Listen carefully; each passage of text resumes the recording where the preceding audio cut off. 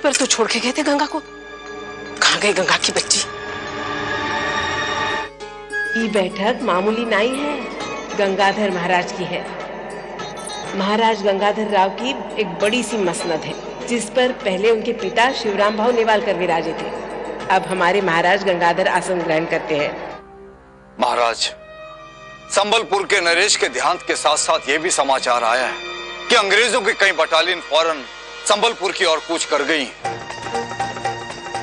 परंतु महाराज, ये अंग्रेज ऐसा कैसे कर सकते हैं? संबलपुर नरेश ने तो दत्तक पुत्र की घोषणा तो पिछले वर्ष। नहीं मोरोपंत जी, इन लालची अंग्रेजों ने हिंदुस्तानी राज्य को हड़पने के लिए अपहरण नीति अपनाई है, जिसका कानूनी नाम उन्होंने डॉक्ट्रिन ऑफ लैप्स रखा है। इसी के सहारे वो हिंदुस्तान का परिदृश्य बदल देना चाहते हैं। इसका अर्थ तो ये हुआ कि सातारा और जयपुर के साथ संबलपुर का भविष्य भी खतरे में। महाराज, महारानी लक्ष्मीबाई के द्वारा जिस प्रकार झांसी से उनको भगाने पर विवश किया गया है, उसी तरह हर राजा को संगठित होना पड़ेगा, अन्यथा हम सदा के लिए इनके गुलाम बनकर रह जाएंगे। नहीं नाना बाबू, आप चिंता मत कीजिए। अब हर हिंदुस्तानी ने जागना आरंभ कर दिया है। इन अंग्रेजों के विरुद्ध हर दिल में अब क्रांति की बारूद बिछ चुकी है। अरे दाइमा, आप किसे ढूंढ रही हैं? हम तो अपनी नातिन को देख रहे थे, पता नहीं कहाँ चली गई। महारानी साहिबा, नाना साहब और संबलपुर की चिंता के प्राय हमें हमारी झांसी की चिंता करनी चाहिए, उसके हित पर ध्यान देना चाहिए। वाहिनी साहब, आपको जो भी कहना है स्पष्ट कहें। महाराज, हम ये कहना चाहते हैं, यदि शीघ्र ही झांसी को उत्तराधिकारी नहीं मिला तो वो यहां भी वही करेंगे जो सतारा और संबलपुर में किया है।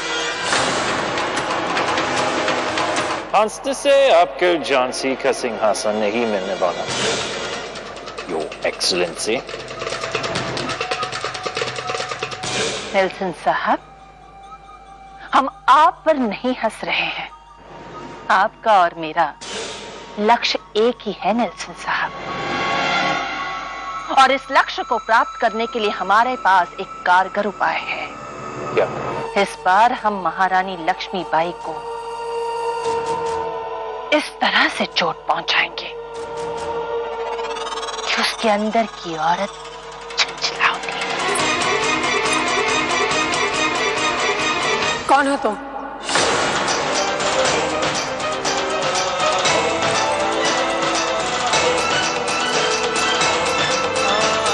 हमने पूछा कौन हो तुम, और हमारे मलकम पर क्या कर रही थी?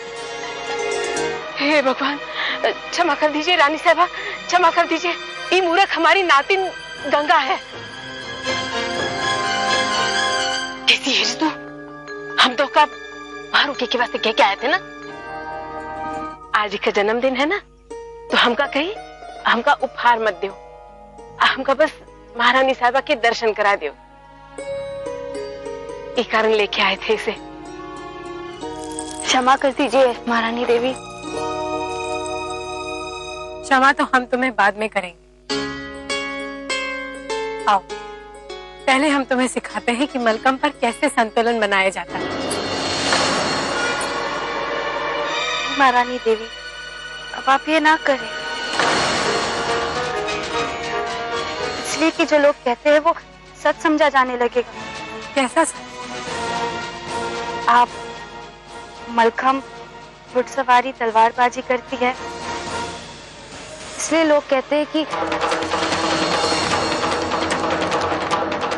आप झांसी को कभी भी उत्तराधिकारी नहीं दे पाएंगी।